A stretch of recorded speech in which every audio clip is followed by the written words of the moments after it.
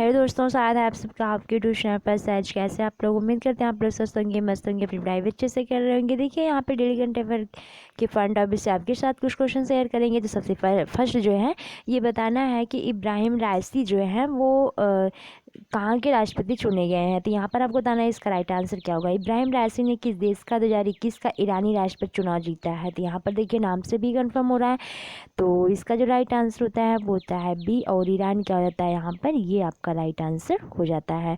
तो चलिए इसके बारे में और भी देख लीजिए। यहाँ पे देखिए इब्राहिम राइसी ने जो है 2021 का ईरानी राष्ट्रपति चुनाव जीता, जिसमें लगभग 90% मत पड़े थे और जिसमें क्या है कि 62% इन्हें मिले भी हैं। तो ये इंपॉर्टेंट है, ध्यान रखना है इसको।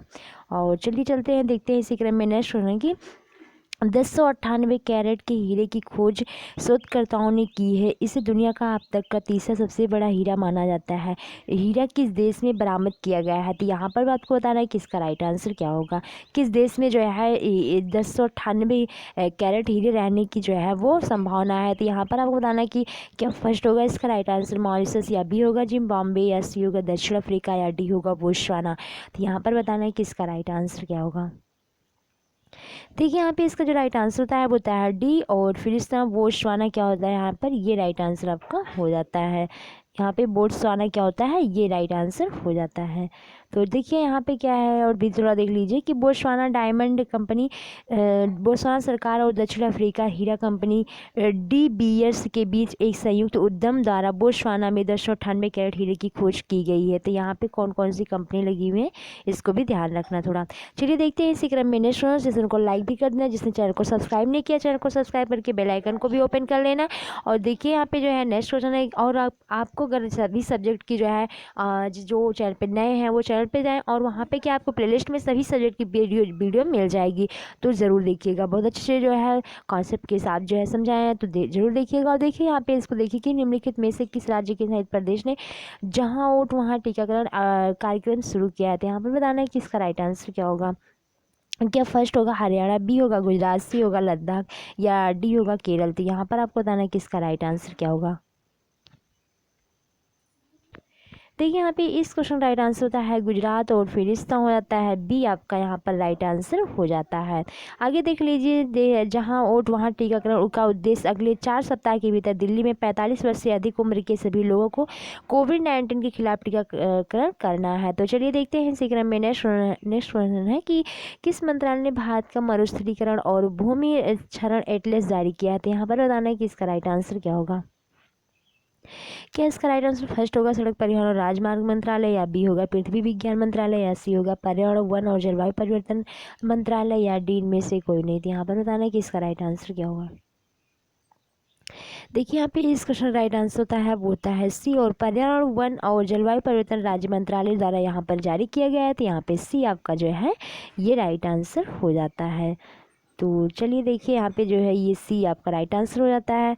अब आगे भी इसको देख लीजिए कि यहाँ पे देखिए वही है। तो चलिए देखते हैं यहाँ पे नेक्स्ट कि कितने राज्य के सहित प्रदेशों ने जन्म पंजीकरण का 100% स्तर हासिल किया है। तो यहाँ पर बताना है कि इसका राइट आंसर क्या होगा। देखिए यहाँ पे इसका जो राइट आंसर हो जाता है ये होता है आपका बी, और 14 क्या हो जाता है यहाँ पर, ये आपका राइट आंसर हो जाता है। तो चलिए जो है यहाँ पे देख लीजिए, भारत के जनगणना विभाग के आंकड़ों से पता चलता है कि भारत में नागरिक पंजीकरण प्रणाली के साथ जन्म और मृत्यु पंजीकरण 2019 में काफ़ी बढ़ गया है। तो यहाँ पर जो है इसको ध्यान रखना। चलिए देखते हैं इसी क्रम में नेक्स्ट, जिसने सेशन को अभी तक लाइक नहीं किया लाइक कर दीजिएगा, और कमेंट में से आंसर देते रहिए। देखिए यहाँ पे जो क्वेश्चन है कि स्नोफ्लेक द्वारा किस डिजिटल समाधान कंपनी को global innovation partner of the year के रूप में मान्यता दी गई है। तो यहाँ पर बताना है कि इसका राइट आंसर क्या होगा।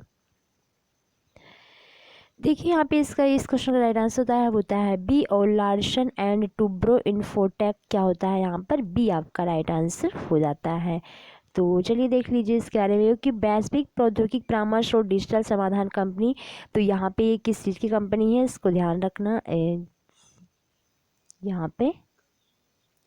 तो देखिए यहाँ पे क्या है, इसको थोड़ा सा जो है देखिएगा, यहाँ पे ज़्यादा कुछ है नहीं है। और इसी क्रम में चलेंगे, देखेंगे नेक्स्ट होना कि सरकार ने किस वर्ष तक सड़क दुर्घटना में होने वाली मौतों को 50% तक कम करने का लक्ष्य रखा है। तो यहाँ पर बताना है आपको इसका राइट आंसर क्या होगा।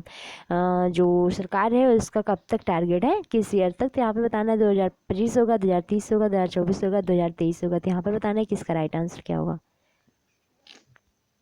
देखिए इसका जो राइट आंसर होता है वो होता है सी, और 2024 क्या होता है यहाँ पर, ये आपका राइट आंसर हो जाता है। तो चलिए देख लीजिए यहाँ पे जो है कि भारत की सड़क परिवहन और राजमार्ग मंत्रालय ने वर्ष 2024 तक सड़क दुर्घटना में होने वाली मौतों को 50% तक कम करने का लक्ष्य रखा है। तो चलिए इसी क्रम में देखते हैं नेक्स्ट होना कि किस मंत्रालय ने पीयूसी के एक सामान्य प्रारूप के लिए अधिसूचना जारी की थी। यहाँ पर बताना है कि इसका राइट आंसर क्या होगा।